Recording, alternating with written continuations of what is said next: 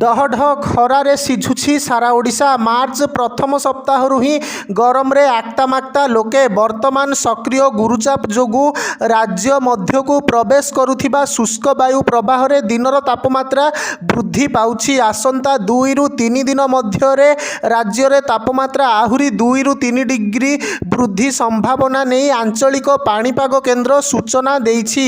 आगामी 2 दिन जाए दक्षिण और आभ्यंतरीण ओडिशार किछि जिल्ला रे तापमात्रा 2 रु 3 डिग्री वृद्धि हेबार संभावना थिबा बेले विशेष भावे गरम रो प्रवाह अधिक रहिबो। सेपटे राज्य रे मार्च द्वितीय सप्ताह जाए पश्चिमा झड़र प्रवाह रहुथिबारु स्वाभाविक ठारू किछि स्थान रे सामान्य अधिक तापमात्रा रहिबो।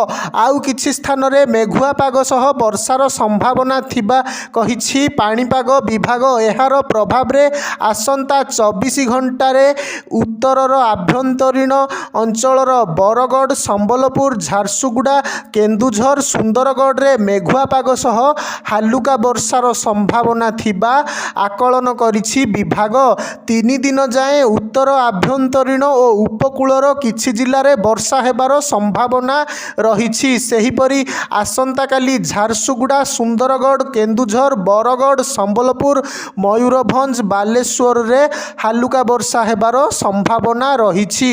परे मार्च रो तृतीय और चतुर्थ सप्ताहरु तापमात्रा बढ़िबो। एप्रिल और मे मासरे तापमात्रा यथेष्ट वृद्धि हेबा सह प्रबल खरा और ग्रीष्म प्रवाह जारी रहिबो बोली पूर्वानुमान करिछि पाणीपाग विभाग।